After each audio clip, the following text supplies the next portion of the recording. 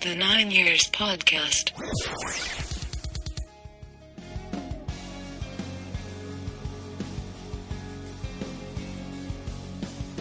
Alright everybody, welcome to episode 69 of the 9 Years Podcast.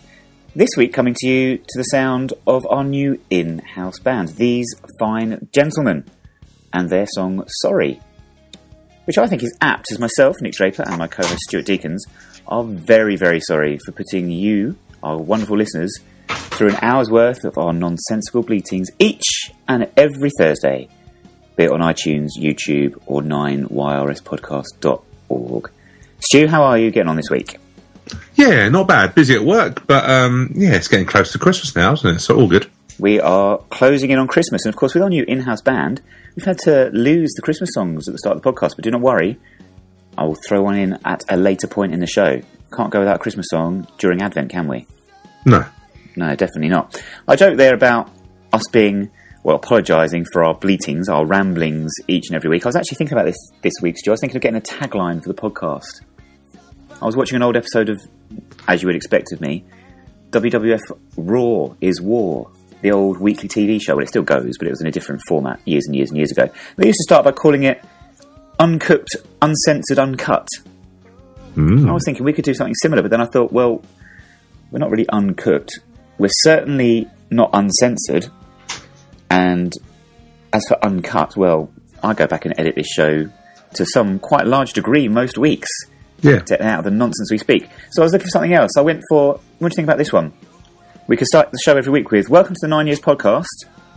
We are underprepared, underbaked, and underwhelming. Like it. Speaking of which, do you want to start with the top 7 list this week?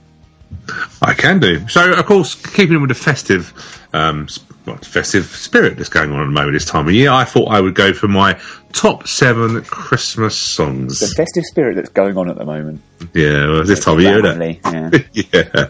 Well, I keep seeing Christmas decorations and I keep hearing Christmas songs. It just got me thinking, what are my favourite songs? So I thought I'd put them in my top 7 list. That's clever, isn't it? Yes. Thank you. So, in no particular order.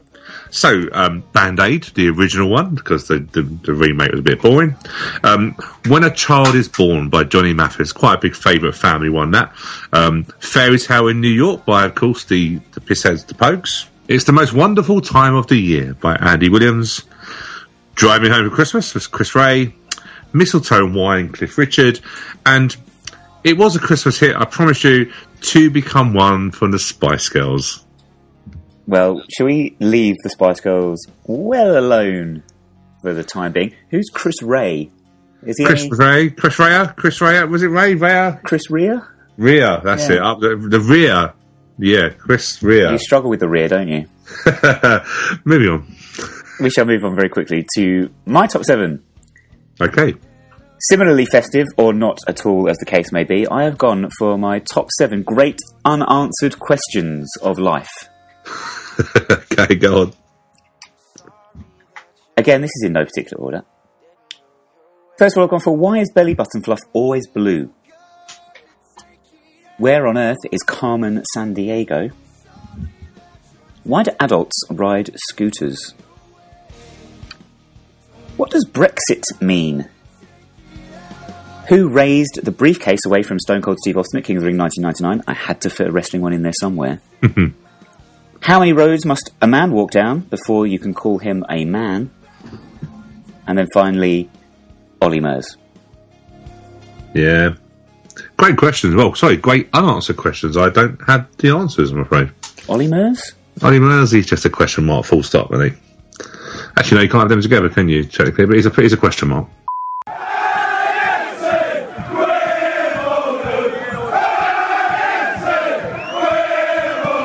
All right, lots to talk about this week. We're going to do a sort of general update on many, many things around the club this week. Obviously, we'll be looking back at the fixture we had last Saturday, and we'll look ahead to fixtures coming up. We're going to be talking about the upcoming Sutton United game and the ticket policy and ticket allocations for that, looking around seeing what other clubs do, because we're in a unique situation here of actually having demand that is greater than supply. First time I can remember that in a long time for an away game. Obviously, all the usual features, Loan Watch, Ladies Update, Two-way tango and poli on go as well. But I suppose, Stu, we have to start in Buckinghamshire. Sadly. Do we really have to talk about this week? It's one of those Joe, it's one of those weekends that I just would rather forget about football-wise. I must admit, I felt really... I don't know. I just didn't really feel... I didn't enjoy this weekend. I just didn't enjoy not even the result. I didn't enjoy it before the result. I didn't enjoy it after the result. And I just didn't enjoy the weekend at all, really. So, yeah, football's just a little bit of a downer this weekend. And it's just all around the circus of razzmatazz that is known as the game from us against Buckinghamshire. Against the Buckinghamshire franchise. Very strange day, as I'm sure you've alluded to there, Stu. How are you following events? I was through Twitter. I didn't. There was no Soccer Saturday. I put Twitter on. I didn't really want to listen to the radio, although I understand that was interesting from Mikey T. So no, I went out in the morning, come back just before kickoff, I think, and yeah, but I just didn't really. It's really, and I mean it sincerely. It was one of those games where I just wanted to get the game over. Hope us not to lose, or at least get a point or something. And when the goal went in, I was a little bit disappointed. And but once the final whistle went, I was just glad it was over. And the razzmatazz. I just felt it's been a bit of a circus this week. Everyone knows the story. I don't like our season. It felt like all of a sudden our good work this season just come down to one game, and that's not our season. We're not defined by them. And winning or losing didn't really make our season better or worse. It was just another 3 points in all seriousness from my point of view. But of course, it looked like form went out the window, and we got on the end of a dodgy penalty decision, from what I understand. Yeah, but I think you're right in terms of the circus that preceded the game, the big build-up in all the major media channels, newspapers and television and radio. But then we lost the game, and very little was said, which is telling, very telling, I think, about how the media perceive us, and how actually, you're quite right, one result doesn't change or define either our season or just us as a club in general. Yeah, it was interesting, wasn't it? Because we had the Don's Trust meeting on Thursday, where we had the excellent news of a timeline for us to return to Merton with a great, the ground news, which is such an uplifting news, and we've been waiting for this for so long, and then you get the away game there, and it just felt like whatever social media I went on to, it was all about them and what we're going to do, and I just felt we lost a little bit of what's going to happen on the pitch, and you sometimes wonder. Like, I wasn't there. I haven't watched the highlights. I just don't really want to see too much of a game. But do you feel that the players maybe, what's the word? Did they know too much about this fixture, and in the end lose that sharpness and that fear of losing become a bit of a burden for them? I'm not sure if it was a burden. It's very difficult to judge. My reading of the situation was that as a club, and I can imagine Neil Ardley was similar, I'm sure that he would have drilled into the players how important it was to make sure they gave 100% out on the pitch and not leave anything out there, if you know what I mean. I don't think we can accuse any player of underperforming in terms of their effort levels or their work rate. You can argue about their quality, which I'm sure is what you're probably alluding to there. Was it too much for them? Did they feel the pressure and couldn't perform when they needed to? I wonder if we were so concentrated on not getting wrapped up in the emotion of the game that we actually did lose a little bit in terms of defensively and keeping our shape and moving around the pitch and stopping them from playing. We were on it. We were so on it, but we were also very reserved. There was no crunching tackles. There were no risks. I'd say that's probably the best way of putting it. We were very low risk performance from both sides, I'd say. Almost as if they were either worried about making a big mistake that would lose us the game, and then in that particular game not wanting to be falling foul of that, or was it just a case of sometimes you're too scared to lose to actually then put your foot forward to try and win a game? Yeah. Which I can, because for one, I know that, and one thing that no one's accused of players of doing is not working hard enough, because that's something that we just now is a given. That's the least we expect from a women's team, is go out and fight, that sort of side of it. But for us, I just felt for us to not score against a team that everyone has basically, everyone scored against them at their place. For us not to score with our record was disappointing. There could be other factors. I'm not going to want me to say the players froze or anything like that, but I think it could be a case of, maybe you're right, maybe it was that case of keeping everything so tight not to lose a game, that actually when that penalty decision would come, which was 20 minutes to go, they had something to hold on to. But even then, they've been known to fall foul of, they've lost late goals, many late goals to lose games from winning positions, haven't they? So I was a bit disappointed that we didn't do our recovery. But then have we done it too many times now? We've recovered so many times from being 2 goals down, etc. Maybe this is one game too many to ask for that to happen. Yeah, especially at the end of a long run. What was it, 10 games in 35 days? You don't realise it at the time. And Neil has rotated his squad very, very well. But like we discussed over previous weeks, squad's thinning out in terms of options at the moment. So a lot of players have probably played more times than Neil would have probably liked. Certainly thinking of the likes of Danny Bullman, who for me was still the outstanding player for us on Saturday. But we are short of options, aren't we? Like your Andy Bartram's to come on and change it. We've talked about maybe not having David Fitzpatrick, but someone that might have come on and been something a little bit different. Yeah, the Fitzpatrick thing's interesting because obviously on our loan watch, we can allude to it now. Fitzpatrick has had his loan extended at Torquay. And I must admit, I thought he would probably... from what I sensed, he's had an okay loan period. He's played majority of games, hasn't scored any goals, but from the way he's talked about in the match reports and by their manager there, seems to be liked. And of course, he must be if they've extended his deal. But you think with Andy Bartram, maybe we realise that Andy Bartram is not that far away from coming back into the team. And we've also got the transfer window that opens in about a month's time, haven't we? So maybe that's it. But we do look at a bit of short options. But I think you're right. The 10 games now it's been a tough run. They've worked really hard. I suppose from our point of view, it's come, the last game at the end of that was that game. And like I say, I just would, in a way, I would like us to have gone there and shown why we are in the top half of the table. And not really let them have anything. But I think your point's very interesting, actually, what you say, that the press went totally dead after the result, which does indicate where they wanted that result to go.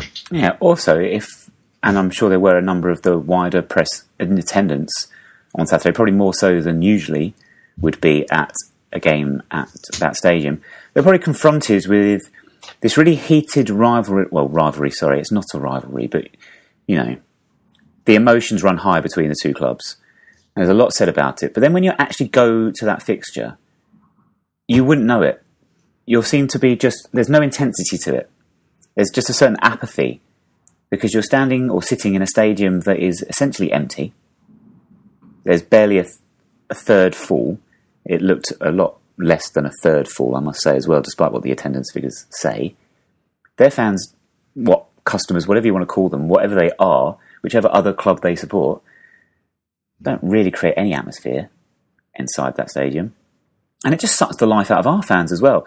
Our fans, I must admit, of whatever 2,000 or so, was an eclectic mix of supporters on the day. A large, high number. And I know people say this all the time. It's like, well, if I turn up to a game, there's probably going to be lots of people that are looking at me going, never seen him before. But there were an awful lot of faces that I've never encountered before. It was very unusual. Yeah, it's what I alluded to the other time, last week, wasn't it? I sensed that. We know faces. You sort of know Wimbledon fans. They're a strange bunch. I mean it, John. No, we are. Honestly, we are. But you're right. You and I have been going long enough to know the faces. Yeah, we don't know every 2,000 people. Of course we don't. But you know the groups. You know the people. You just know. And yeah, I felt that when I've gone, that it's just been an unsensory sort of, John, this is they're only here for one thing, the notorious of the game, the trouble, which I understand there was the isolated instance around Buckinghamshire area on Saturday. But, I look at that game and I think, is it a case that because when you go there's just not an atmosphere. You can't in that ground. It's too big for them. It's got no character, no nothing. But if you compare the two games, we're going to have to compare them now because this wasn't a cup game where we, won off. We are now going to play in a league series against this team. Mm-hmm. The game we play at home, I think that's when that rivalry word again, that's when the hatred in this game will come to life because 4,500 fans at Kingsmeadow on top of them will be an atmosphere and a half. And I think that's when you'll see this game for what it is. Yes, and I think a lot of big decisions have to be made over the next coming months, because I cannot see that game finishing with us in a good light unless serious precautions are put into place. Yeah, massively worried. I spoke to some friends at work, and I was just talking through some of the incidents that could happen. And as I spoke about it, I was like, yeah, there's some serious concerns. Player safety. Yeah. You can touch these players. Can I just... sorry to interrupt you there, but when you say player safety, of course I don't advocate this whatsoever, but I have no concern for the safety of any Milton Keynes players in terms of I don't care about them. I really do not care about them. However, what I care about is should anything happen to them, it's going to reflect really badly on our club. Yeah, and I know you say, there's one player that I don't have any concern for. I still have the opinion that these players, it's a job. They go where the money is. They go where their career is. That place is not where I think a career should be taken, but that's their choice, isn't it? But player safety, I think back to the days I was playing Crawley when we got Steve Evans sent off at half time for calling him a criminal. Mm-hmm. I think that is just like, I think it's like times that by 10 times that by 20 against them on our place. And it's going to be I don't know how we're going to control it. No matter what you do, I don't know how you control our fans. And yeah, you're right. We could do some serious damage to our reputation. And it's going to be difficult to control. How we control the tickets is going to be a massive thing, because, as you alluded to, the element of fans that we have that you don't recognise, who potentially are there, not all of them, but potentially they are there for trouble, because trouble precedes that game. How do you stop them? Because they would just go, well, everyone thought it was going to happen, so let's make it happen. I don't know how you do it. I don't know how you get the team in safely. I don't know how you get their fans in without being attacked. I don't know. It's do you know what the funny thing is about their fans and certain members of their officials, shall we say? They really don't seem to understand the depth of feeling, and will have no problems rocking up to Kingsmeadow in the away end like it's any other game, that they can think they can come in and have a bit of a laugh and a joke and stuff. Yeah, they're in for a rude awakening. I don't think it is sensible for any person other than the playing staff and those involved with on-the-pitch matters should be venturing anywhere near our stadium. Yeah, I agree. I've sensed that when I've been there myself. I've sensed that they just feel it's a bit of a panto season. And around that ground, maybe you can... That ground has so much wide area, wide spaces. The police can control roughly where fans are coming in and bottleneck them into certain areas. Yeah. How do you control policing? We've got a cul-de-sac of a ground. How do you get that team in without a coach being, let's be honest, rocked from side to side? I'm not advocating this, but I know it's going to happen. How the hell do you get the team in? Do you get them in for a 7:45 game? Do you go, right, do you know what, for police safety, you've got to be here for 1-2 o'clock and have food here or whatever? Police may say you've got to be here by a certain time. Even then, how do you stop fans from getting there early? There's so many things. How do you get the fans in down at Kingston Road? How do you get away fans in? How do you get sports coaches in? How do you get the fans in? How do you get the fans out? There's so many questions. I do not. I feel for the guys. I feel for the safety guys that we know and how they're going to get that, because planning must have been going on now, but that game is getting closer and closer. It's only 3 months away, if that, 4 months. It'll be here before we know it. Yeah, it will. It really will be. Last thing I just want to say about the whole day and the whole experience, and you've been there, and that ridiculous stadium that I say seems to suck the life out of anything or anyone that goes inside it. I talked about unfamiliar faces in the away end. It really was an eclectic mix. Around about where I stood, and we did stand, I took the seat that I was allocated. A lot of people obviously didn't. They just took wherever they wanted to, which is fair enough. It was very, very quiet in the immediate surrounding of where I was. A lot of people that weren't using their voices, pretty quite happy to sit down and just watch the game as if it was any other game. Just shows you how the differing attitudes amongst our fan base. It resulted, as I say, almost a muted atmosphere from our end, which came as a bit of a surprise to me. We know what it was like the first time we went there. It seemed like everyone was shouting and hollering for 90 minutes. Really different this time around. Do you think a lot of our fans don't actually have any depth of feeling towards them whatsoever, and do just see it as another team that we have to play and beat? Maybe, but I think, it does suck life out of you. It's like, how can I put it? It's like you going for a battle with somebody and they turn up and they just throw dummy punches. They don't do anything.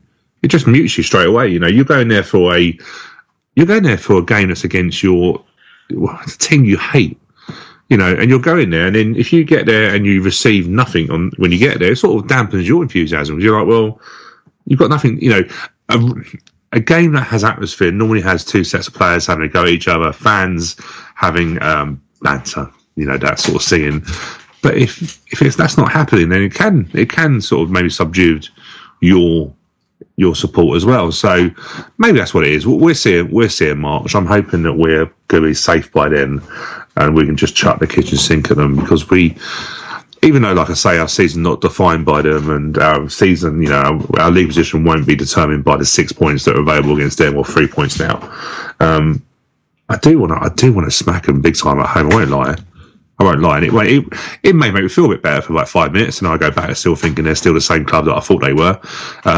But yeah, it's there in March, and the good thing is, by thinking about the next fixture, we've got away from talking about anything of the game, which I'm quite pleased at. This is very true. I think, just to end on that note, you're right, there is part of us that all wants to see us absolutely smash them on the football pitch, but you're quite right. I don't think anything is going to satisfy us as a club other than that club either going out of business or, and I promise you this will happen, should I ever be in a position to buy that football club, I will buy it and I'll relegate it to the 9th tier of English football, and they can work their way up like they should have done in the first place. I'll tell you what, a moment that may actually make me feel an awful better is if Winkelman does turn up, which I think he will do, sits in the President's Lounge and Lyle Taylor smacks the ball right his nut. That'll probably make me feel a bit better. Nice, it'll be like Ben Thatcher and Mark Kennedy at Blackburn all over again. Yeah, just in the warm-up. We were trying to shoot for goal, but we've hit Winkelman again. Oh well. There's the answer. Right. Ben Thatcher turns up to Kingsmeadow games. Get him out on the pitch. He loved that. He's still got the aim there. He just can't run after the ball anymore. Get them all back. Get Kedwell back. Get Jamie Stewart back. Let's have it. The Night of Legends. Yeah. Be a bit different to their legends that they tried to do against us a couple of years ago, wasn't it? Yes. We had to search our dictionaries for the meaning of the word legend to make sure we hadn't been getting it wrong all our lives. Anyway, let's get away from that rubbish. Move on. This is the final thing as well. A couple of times you and I have had that slip of the tongue, because the word does seem to come to mind very easily when you talk about games between clubs that don't like each other, but rivalry. Obviously, this isn't a rivalry. Neil Ardley referred to a similar word, derby, in a post-match interview. Can we get off his back about that? It slips out because that's the context you're talking. You're talking about two clubs that hate each other. And in football vocabulary, that is the most commonly word used for that normal relationship between two clubs. So clearly he knows it's not a derby. He knows all about it. He's steeped in the history of our club, so ignore that. Yes, definitely. Yeah. Happier times, we've got a game coming up against a proper club. I was thinking about this earlier, Stu, just before we started recording this podcast. I'm a little bit worried I am actually genuinely worried about not being there. I really, really want a ticket. It would be surreal for me not to be at Gander Green Lane when we play Sutton United in the FA Cup. I thought you were talking about Port Vale. I was like, that's right, Nick. I've got your ticket already, mate. Well, Port Vale is obviously a big one for me personally. Go back many years with Port Vale. I've been to Port Vale many times. It's a lovely place. It's not a place. Yeah, well done, Stu. There we go. I can't believe I've reeled you in. That was there for the listeners to try and reel them in, but no. Damn. No, you bit. Well, we've just been talking about a subject I don't like, so of course I'm still. What, Sutton United? Yeah, I don't like them either. That's not true.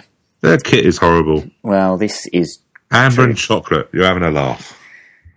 It could be worse. It could be like two-tone green. I mean, who would wear a kit like that? Exactly.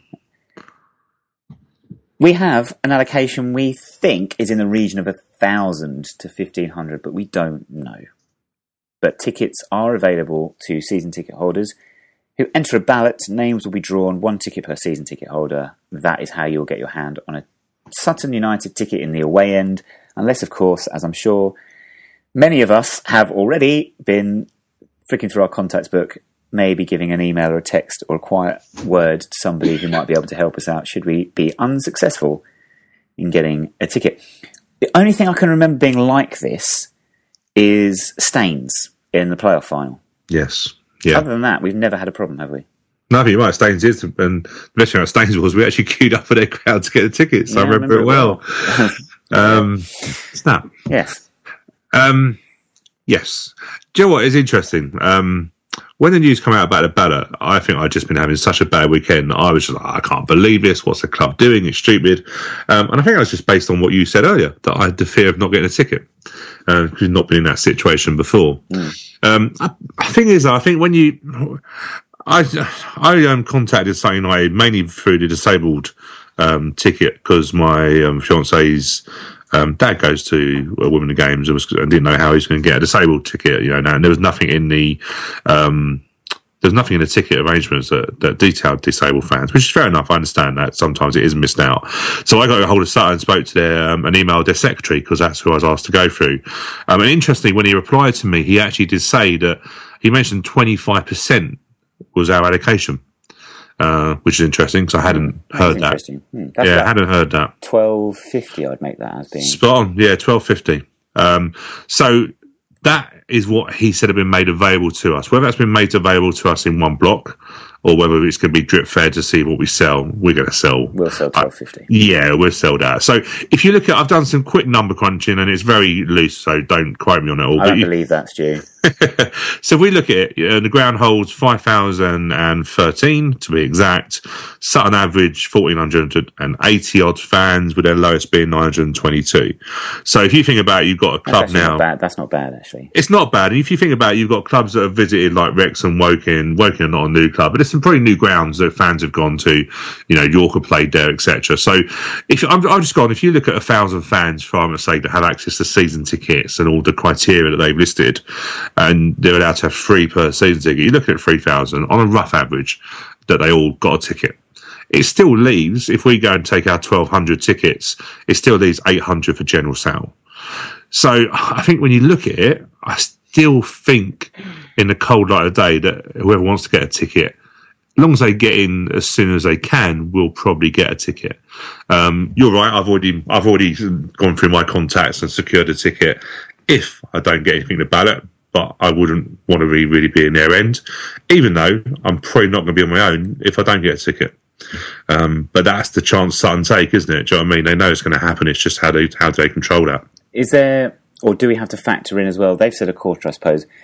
Do we factor in segregation issues, or do you think that's not going to be a massive issue? I don't think it'll be a massive issue, to be honest with you. I'm sure they might have to, police reasons or whatever, formally have formal segregation that might reduce their capacity somewhat, but I can't see it being a game where you'd need it, to be honest. Yeah, and I think the way the grounds, we were there recently, weren't we, for the ladies' game, and I didn't look at the ground thinking that we'd be playing there this season, but if you look at it, I can imagine it's not too difficult to segregate in terms of entrances, and they've changed the away in now, haven't they? So instead of you standing like miles away from the ground, you're like, the terrace has been brought forward. Yeah. I like the ground. It worries me. The actual fixture itself concerns me, because we've got to play on that surface, which does suit Sutton, naturally, because they're playing on it. So it's a tough game in that sort of sense. But I do like the fact that we could potentially have at least half the gate of our fans, because even if fans are going, they're probably going to be neutral, or probably Wimbledon fans who are going. Do you think in the next few years we need to investigate a way of prioritising away tickets? Well, I suppose the natural rush is now, because something like this has happened, I suppose the natural thing is the club may look at something. They may also argue that anything we do, is it just reactive of one game where we've had to use it and we've not had to use it at all before that? Knowing how the club work, and Eric himself, he probably would just go, "Do you know what? It'll probably go fine. We haven't got to do anything." I did have a look. I think there has to be some way of not prioritising. Season ticket holders correctly hold that right to be first in the queue, because they make that commitment to the whole season, don't they? So the season ticket, that's what gives you the benefit of a ticket or a chance. Basically, you're put into the front of the queue, and I think that's what it should always be. It would be nice if you could prioritise fans that have been to certain games. This season I haven't been to many away games, so I don't really feel like I have that right this year to say, no, you don't. I show a ticket. But if you said to me last year, when I spent going all around the country, and if I didn't get a ticket for the Sutton game, I'd be pretty damn annoyed. You'd be very, irked by this. So this year, I'm hopeful. I've got a ticket in the home end. I'm quite happy to say that, because I'm not going to be alone. But I think, certain vans that have gone to Newports and, the games that have been difficult to get to. Curzon Ashton, I went to that, but I still don't, yes, I could say I went to Curzon Ashton, I deserve a ticket. I didn't go to the Bury game, the FA Cup, and I've not done as many. So, although I do say I've been to a lot of the under-21 games, 18 games, which I've also been, so I've been to loads of games. But there's everyone that can say, I've been to this game, I should get a ticket. I've been to that game, I should get a ticket. And going into ballot, it's just a little bit of an uncomfortable thing for women and fans because it's not something that we have to do much. Well, no, we lose control, don't we? We don't have control over our ticket arrangements. We're in the lap of the gods now. Yeah, and we're all going to be waiting for that email. I'm assuming, is it email Monday afternoon or Monday sometime? Sometime on Monday. I mean, I'll be too busy teaching to notice it, of course. I won't be ditching my class and letting my TA take them for a day. Especially around Christmas time. We've got loads of work to do. It's not all making Christmas cards and colouring in Christmas pictures. Of course not. Not at all. Of course not, mate. We're doing algebra and stuff. The thing is at the moment, we're all saying the ballot is fine. Will the same people be saying that on Monday if they go and get a ticket? And that's where it happens. So the club had to do something in the cold light of day, looking at any other option that was available. The club have done the right thing. It just sits uncomfortable with a lot of fans because they're not in control. That's the thing. And first thing I said, well, why can't we all queue? I said something like, well, why don't clubs open at 11 o'clock? Ticket sale, first come, first served. But then you look at it another way, that means that they've got man nats to do volunteers come in early to start an earlier day. There's so many things that I saw the club have gone through loads of different things that they could do, and this is the easiest way they're going to do it. As long as they make sure that whoever enters in the email ballot and maybe chances there are puts themselves in the voucher ballot don't get double chance, then I'm happy enough with that. Yeah. But I'm sure the club I imagine what Eric will probably do, and Eric or David Charles, I'm sure, will be overseeing this. It's just a big spreadsheet with all season ticket holders, and if they've emailed or put in a voucher or whatever it is, they just highlight their name and leave it as that. So I can't imagine there'll be any duplicates or anybody getting entered into the ballot twice. Hang on. I tell you what I did do. I did look at what other clubs do. And it's interesting. It's not loads. I thought there'd be more than this. No, I think... I did go to Premiership. Leagues, it's very little. Yeah, I didn't go for Premiership because they should all have that because of course, the demand for the Premiership is high. Watford, of course. No one goes to Watford, do they? No one travels from Watford either.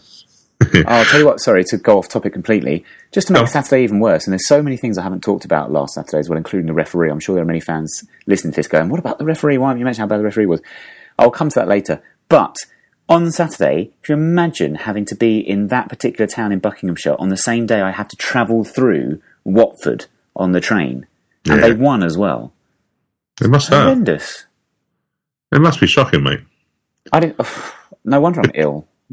No, it's just that you've gone through an awful lot, and that's why I'm not going to go back to that game. But that's why I just didn't want to go. I just didn't want to put myself through that uncomfortable and angry situation. It's Christmas time. It's time of goodwill to people, and that. I don't want to get goodwill to people from that place. No, I hate Watford. Anyway, yes. Sorry, go on. You were saying. So what I did look at, I looked at some loyalty schemes, and one thing I did find, I found really interesting, I liked, was for another team called, the rightfully the Dons, which is Aberdeen. They do a loyalty point system, a scheme they called it. I really liked it actually. So basically, what it is with this, you pay £75 a season, and that gives you. So sorry, let me start again. There's a system they have. They have what they call a black and gold ticket.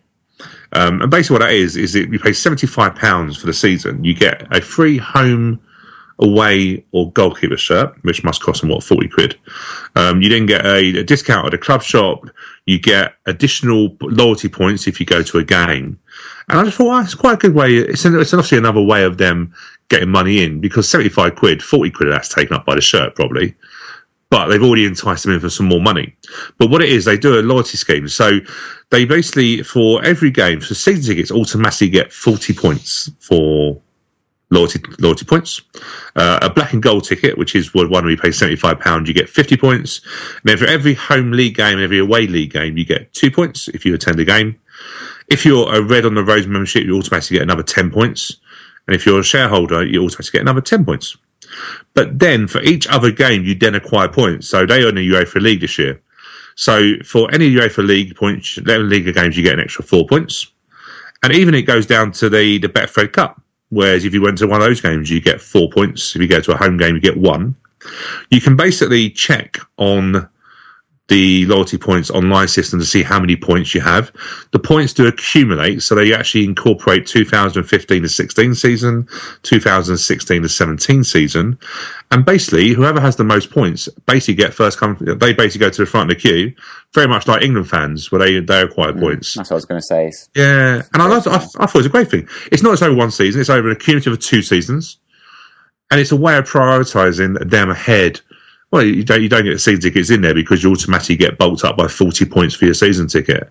And I quite like that. I thought it was a good little idea. I think the idea of a loyalty card system has been discussed previously, hasn't it?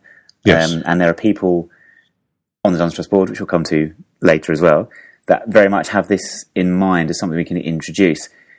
I think you're right when you say earlier, because this situation's arisen with Sutton, there's no pressing need for it, is it? But who knows? In the next couple of years, as you say, going up the divisions, demand becomes higher. Something like that would be a very sensible thing, I think. Yeah, and also Tim Hillier, who interviewed for the Dunnes Trust elections, who was successful in the elections, did say something about a loyalty system, because obviously his background working in the club shop. So we may bring in a loyalty system anyway, which maybe made me more focused on what discounts and benefits you can get within the club shop. But once that's up and running, there's nothing stopping it from then expanding if it's needed that way. But it was interesting. It's very difficult. How do you prioritise fans? You know, people going, I went to Curzon, I should get a ticket. How do you prove it? You know, did we all keep our ticket stubs? It's difficult, and there's no precedence for it. It's a one-off situation. And I can't really see when are we ever going to get a situation like this? We've drawn a team that's basically on our doorstep that everyone wants to go to. There's very few games that's going to demand this interest, I believe. No, definitely not. One of the things I looked at in terms of prioritising for away games, I looked at a club. You might have heard of them in League Two. Do you want to have a guess which club I might have looked at? Plough Lane. No. Yeovil Town. No. How many guesses are you going to take before you get to the clearly obvious answer that I'm angling for here? Probably the same amount of guesses I take when we do Polo and Go. Yeah, okay. Well, we could be here all night. Luton Town. There we go. Cool. They have 2-tier season tickets. Okay. So you pay... This isn't dependent on where you are in the ground. For instance, people in the pool stand in the centre rows are obviously paying centre columns, centre rows, I can't even get my words out, centre blocks. Yeah. Have the most expensive season tickets, other than the President's Lounge, sorry, I should say. Yep. Doesn't work like that at Luton Town. Obviously, you pay according to where you are in the stadium, but also if you apply for what they call a diamond season ticket, I believe, a little bit extra on top of that, but then that does give you a priority sale for away tickets for every single away game. So it's like the tickets go on sale for away games in the first 3 days or something. Only those with diamond season tickets can purchase tickets. And then after those 3 days, it goes on to regular season ticket holders and then down from there. It's a great idea, isn't it? I suppose the one thing you probably would think about if you did it, would there be enough demand for it? Bearing in mind, if you said to me now, you've got a choice between a 2-tier season ticket system and that diamond, is it a diamond you say? Yes. Diamond season ticket is going to give you priority sale on a away ticket. I'm probably going to go, well, I can pay a day at most of these places, so is it going to benefit me? If you chucked in maybe a 10% discount on the club shop, and maybe, I don't know, a 10% discount on hospitality, or, do you know what I mean? Anything like that, then I'm probably going to be interested. So I suppose it's maybe something that they could maybe add some other little bits of things just to entice you in. But it's definitely, and we're looking at maybe adding that extra money, aren't we?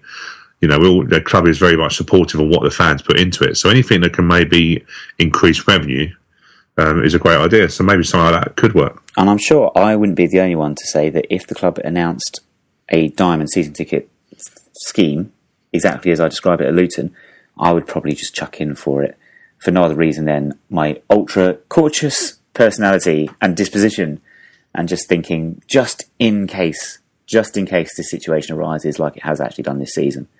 And I suppose a lot of us might look at it as just an extra donation to the club. But there's those things, and not to harp on too much, but if they said, like, you know, we very much at the moment, because the demand in seats are it's very difficult to get a season ticket because they're just sold out. But even if it said like a diamond season ticket, basically gave you first refusal on upgrades to your seat. Something stupid, do you know what I mean? You have the first option to upgrade if their tickets become available. Something silly, something that's tangible. You'll go, do you know what? Yes, go straight in, and then gives extra money to the club as well, doesn't it? Yeah, I quite like that idea. Yeah, we're full of good ideas. Today makes a change, doesn't it? It does. Talking about good ideas, should we change pace a little bit now and try and get somewhere further down the line on Two Word Tango? Well, I'm quite good at it. It's just you keep letting it down, mate. I'm not sure that's true, is it? It was last week. Bewitched a couple of weeks ago. Bewitched, yeah, but that was a valid one, though, wasn't it? Bewitched. No. Solo singers. Bewitched. Well, they also know in their own right, sorry. Well, I'm not sure we can count that. Because they all sing, doubtful. Very, very doubtful.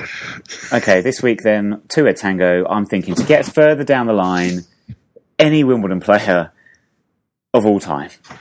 Anybody that's played football for Wimbledon FC or AFC Wimbledon or Wimbledon Old Centrals, just chuck their name out there. Okay. You may find this podcast, we may end up doing the best of this because we may be here for a little while, or if Nick's form goes according to his recent form, it'll be ending in about 4 minutes. Well, to be honest with you, Stu, 4 minutes is pretty good for me. Yeah. Let's make a start. Can I go first? Of course you can. I'm sure you've got loads to pick from. Well, yes, I do. It's of all time. That's the whole point. Anyway, let's go. Gotta listen out for this guy. Instead of famous name, but don't flop. Something like Sebastian Coe. Celebrity 2-word tango. Warren Cummings. John Goodman. Starley Solbakken. Trond Anderson. Dean Blackwell. Callum McNaughton. Noel Frankham. Curtis Asano. Jack Midson. Shane Smelts. Alan Kimball. Carl Lieber. Carl Court. Jason Newell. Hans Sagers. Neil Sullivan. Andy Roberts. Vinnie Jones. Peter Hawkins. Peter Fair. Kenny Cunningham.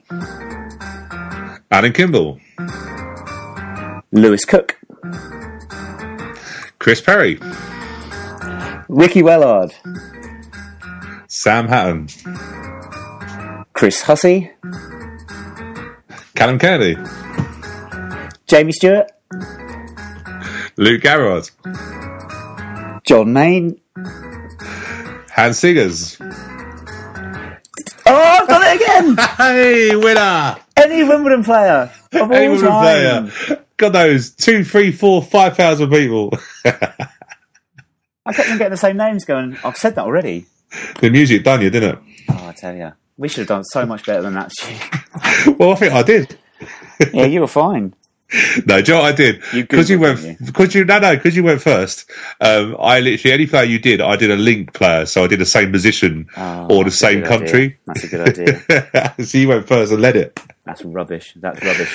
I've got an idea what we should do next time. We should do every player we name. There must be a connection.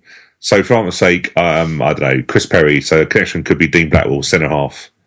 Some sort of something that links them. If their surname begins with a P, then the next player has to have a first name that begins with a P. That would make it interesting. That could be challenging. That would be very interesting. But I win again anyway, so thank you very much. All right, well, we're going to go straight to Polly on Go then to get my own back again. Yeah, here we go. All fails now.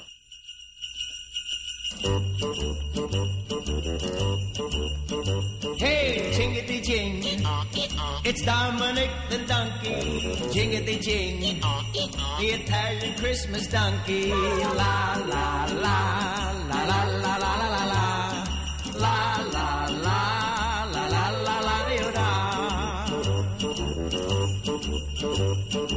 Right, Don Polion is another player I could have said during Two-Way Tango. Never mind. He is on the road again. He's gone for a cryptic crossword-style clue to start you off. Oh dear. So his first clue for the name of this stadium is that this stadium was built by a man looking for a greater amount of grass. It's Dominic the donkey. Critically. Greater amount of grass. You do realise I didn't say Neil Ardwood during two-word tango either. I know, he was on my list.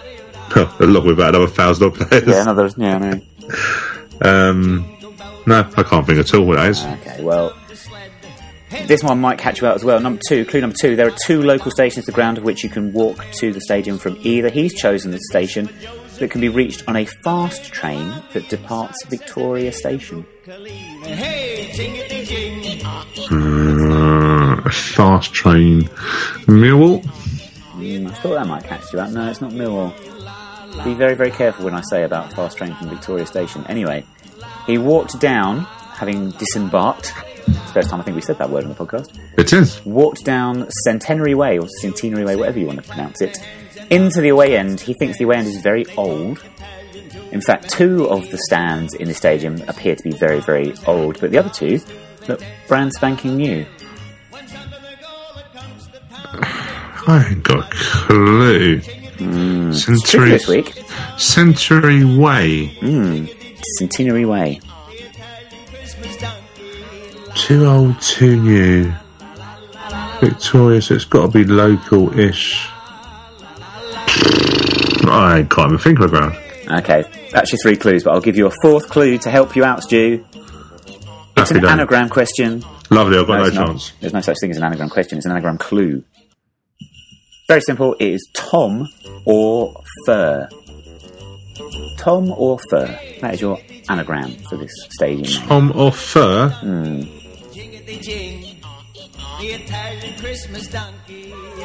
Tom or Fur? Turf Mill? No. Oh my word. Go on. 1 second. What's Burnley's ground called? This is painful now. We got one of the words just before. Something Mill. No, not something Mill. Where are the L's in Tom or Fur? Oh yeah. Oh yeah. Tom or Her? No, Tom or Fur. Tom or Fur. I hate having. Is anyone still listening? Probably not. Tom or Fur anagram. No, I don't know. I'm rubbish at this. It is Burnley's ground, Stu. Oh, you're joking me. It's Turf Moor. Oh, sugar, I need to swore then. Dear me. Turf Mill. What am I getting Mill confused with? To get There's turf, not an L, is there? To get turf, and then they go, Turf Mill. Yeah, that's well-known ground. Turf Moor. You see, that cryptic clue was this stadium was built by a man looking for a greater amount, more grass, more turf more. See what I did there? How the hell do you get to Burnley from Victoria? Manchester, Victoria. That's crafty. It is, isn't it? That's crafty. I'll give you that. Well, thank you. Thank you. It's very kind. Before we look ahead to our upcoming fixture on the weekend, do you want to do a quick update from... What have you got updates for this week? Loan Watch and Under-21s? Okay, so yeah, I have got loads actually. I've got the under-21s, the under-18s, the ladies, and then a bit of Loan Watch. So I will go through that as quickly as possible, mate. Go on in. Cool. So, under-21s were in action against Colchester this week, and for all accounts, Colchester put out a younger team than what we did, which is quite amazing because we put out a real young team.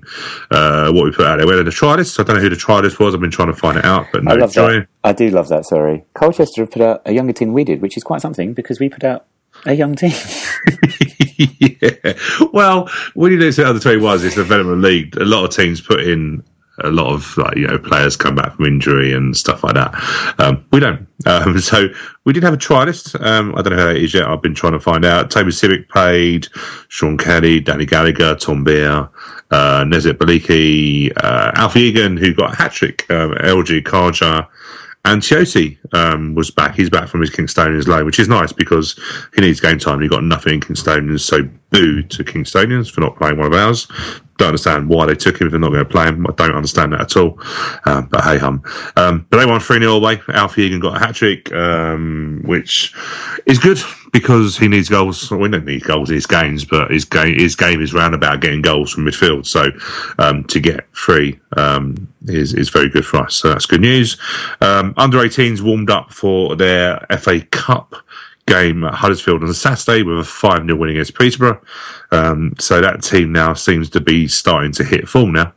And they're doing very well. And what I would say very quickly also, if people are on the AFC Women YouTube account, have a look at the goal of the month for November, and they will see the goal that I raved on about, which was Anthony Harton's about 50-yard lob against, I think it was against Peterborough, if I remember. I can't remember what it was against now. No, it was against Gingham. He scored a goal. That's now on the YouTube. So have you seen that, Nick, yet at all? Yes. Yes, you haven't? By the time this goes out to broadcast, yes, I will have done. Have a look. There's not many goals this month, but yeah, his goal is the end goal, and you'll see me by the dugout because that's where I was. Again, brilliant. Thanks for that insight there. But yeah, it's amazing sometimes how you see a goal and then you describe it, and then when you see it back onto the video, you're going, no, that was not what happened. I thought he got a pass with his back to goal and turned. He didn't. He got the pull and run about 15 yards, then lobbed the goalkeeper. God knows. They sound very, very different. I know. I just hit a goal and I'm thinking, that's not how I remember it. So anyway. You were recalling a goal that we scored against Peterborough in the League Cup in 1995. It's just old age. I don't know.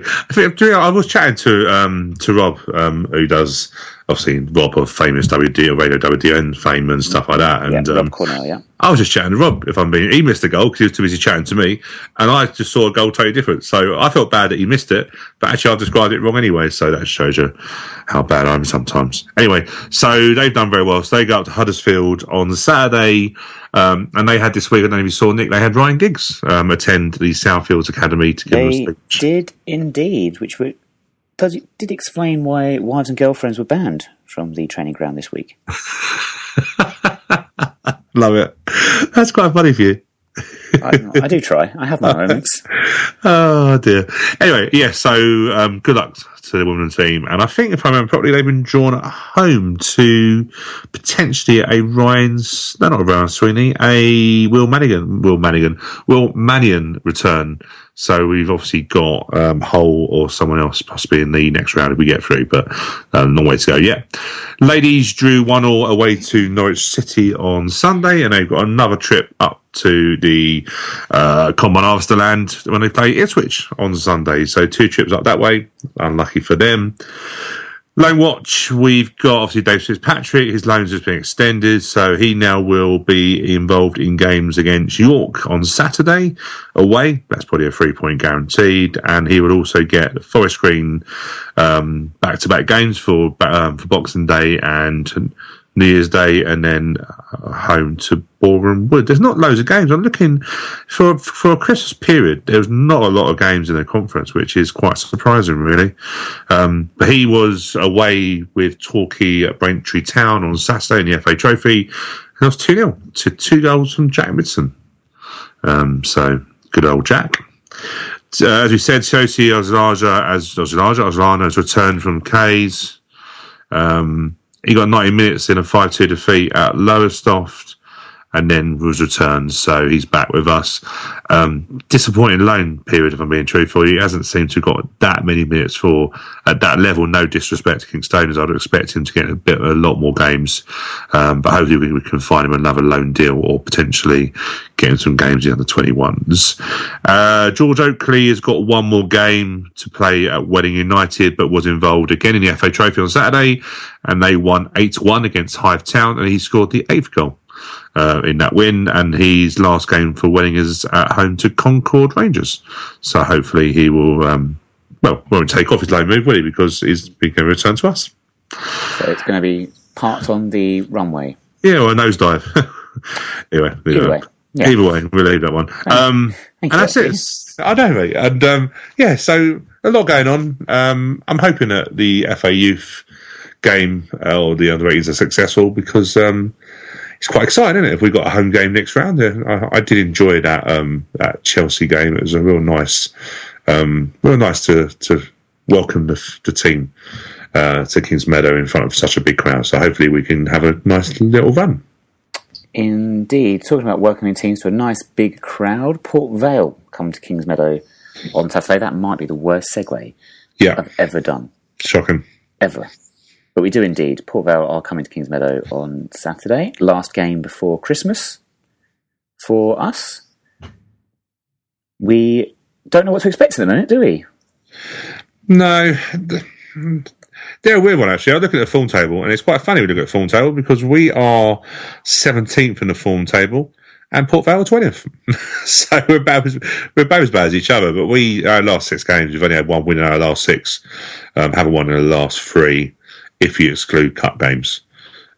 So, yeah, we have dropped off form-wise.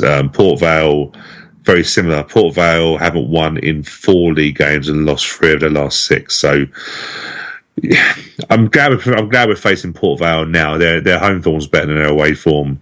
They obviously had a lot of upheaval in the summer, didn't they? Went for foreign ownership and foreign manager, if I remember properly. So they might just be hitting the rails a little bit. But yeah, interesting game, Port Vale. So looking forward to that. But yeah, we just need to really get back to winning ways. You know, we go on the back of a defeat on Saturday, a run of 10 games in 30 odd days, and we're sitting 10th. That ain't bad, is it? Not bad at all. It's funny looking at that league table. We are 10th, as you say. Port Vale are 15th. There's only 2 points between us. The league is still ridiculously tight. We're 3 points outside the playoffs. But looking around the league fixtures coming up, not anything that particularly stands out. But the big game before Christmas and before we come back on the podcast next week is on next Wednesday night, Millwall versus Charlton. Obviously that was moved, wasn't it, for international call-ups or something when it was meant to be originally played. So I can imagine the police are looking forward to that particular game a few days before Christmas. I bet. I'm just looking at. I'm quite interested in looking at how our league form and sort of where our placings we've been over the league table. But it's just looking in terms of 10th. We've been in the top 10 now for the last 9 games. So it's quite interesting when you look at it. Before that, we were sitting in the lower regions, sort of sitting in around about sort of 17th, 18th. But yeah, for the last 5 games, we've been in the top 10 or higher. So no fluke. It would just be nice to keep, even though, we all said if we finish 1 place from the bottom 4, that's success for this season. But it would be nice just to keep our head in the top half, wouldn't it? On the top 10. So, and it's not a fluke. You don't stay in there for 9 consecutive games without being decent. So it'd just be nice if we can possibly get a bit of a run going. Obviously, Port Vale at home on Saturday before we go into the Christmas period. So, which is Southend, probably Southend and Bristol Rovers, isn't it? Southend and Bristol Rovers away. 2 interesting fixtures against teams in and around us. So definitely interesting Christmas time.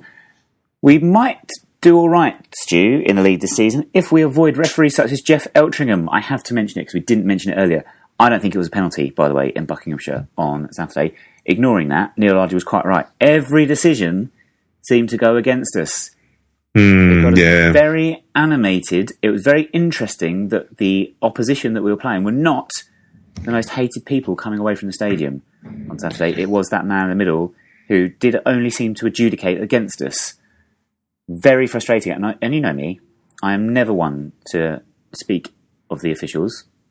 I think they have a hard job. I think we are generally too harsh on them. But I think we are all agreed that inconsistency is what irritates us more than anything. And certain players seem to be able to get away with certain things that our players weren't allowed to. It's interesting, isn't it? Because I've read certain bits that Tom Elliott was penalised every time he went in for a sort of an aerial challenge, which takes away one of our big strengths on that sort of side of it. I can understand.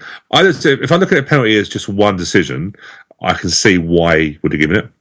However, when you balance that with the fact of what I'm hearing that he gave us nothing, that probably was like a case of, well, you've been waiting to give him something the whole game and you'd finally give him a big decision. Do you know what I mean? That sort of way of looking at the decision if he's been continuously in their favour. But I don't know. I don't know if you looked at the goal back, but I just thought Barry Fuller got done with the 1-2, and I don't think. And I'm not doing a Barry Fuller crusade here because I love Barry Fuller, but I just feel he's been a little bit. I just think maybe this 10-game period, he's probably one of the ones, and naturally, as he's getting older, has probably felt it the most. I don't think he's been up to his high standards. And I think he is one that we probably just need to rest through the Christmas period, because we need a Barry Fuller that's on form. And like I said, I can see why the penalty is given, just because I think he gave the referee a chance to make he gave the referee enough of an opportunity to go, do you know what? That's a pen. I can understand why he might give the penalty as well. I do actually see that. But I do think we also have to mention Neil Ardley himself on the touchline giving the referee grief. You never see that. So that probably gives some indication. And that wasn't for the penalty decision, by the way. That was for something else later on. Yeah, exactly. It's accumulative, isn't it? You're just thinking, you give us nothing, and then you just give us that as well. Yeah. But anyway, right, that's that little rant over. Before we sign off for this week, 2 bits of business to take care of. First of all, Don's Trust elections, the results of which were announced last week. Obviously, we spoke to all candidates on the show. Congratulations to those that were elected. I believe Matthew Breach, Nigel Higgs and Sean McLaughlin have all been re-elected to the board. And Tim Hillier has also been voted on. Commiserations then to Tom Adam, who loses his place, and Cormac Vonderhoeven. I hope they will both stand again in future. And a nice trip from the players this week, Stu. Yeah, they've been at St George's Hospital, which we do it every year. You and I don't do it every year. No, sorry, we do it every year. The club do it every year.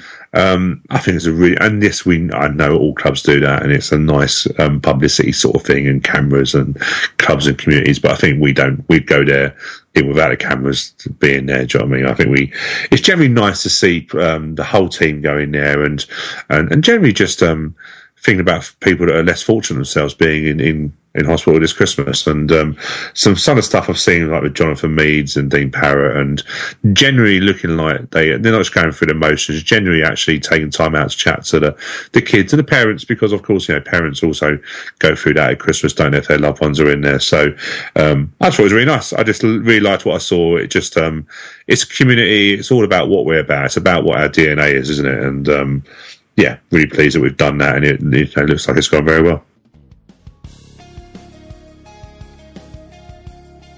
Right, thank you very much, Stu. That does bring us to the end of this week's show. Yeah, brilliant. And I'll say before we go, our in-house band. Not a bad song, is it? The old Sorry Thing from these fine gentlemen. You have to be very, very careful how you phrase that. And you say, not bad, that sorry thing. Well, it's not. Sorry Thing, the sorry track. I quite like it. It's quite catchy. It is. Very much enjoyed that this week. And we'll be listening to more of their work next week. Definitely. Our new in-house band, these fine gentlemen. Right, thank you very much, Stu. If I can get my words out. Thank you. Teeth out. There we go. Thank you very much for listening to us this week. Next week, it will be our Christmas show, won't it? Because next week it will be like 3 days before Christmas. Can't wait. Christmas presents are gone already. So, you have to get your Christmas present ready, Stu, next week, because I think we're going to be swapping presents on next week's show. Happy days. Can't wait. I hope you've bought them, or we'll be buying those on the weekend. Of course. I've gone through a lot of trouble and effort for yours, so... I hope you have. Well, of course I would. Of course I would have done. And thank you very much for listening. As I say, join us again next week. Next week we're going to be joined by Niall Ranger for some information on how to do a bit of cold calling. Hi, Chris. We'll see you next week.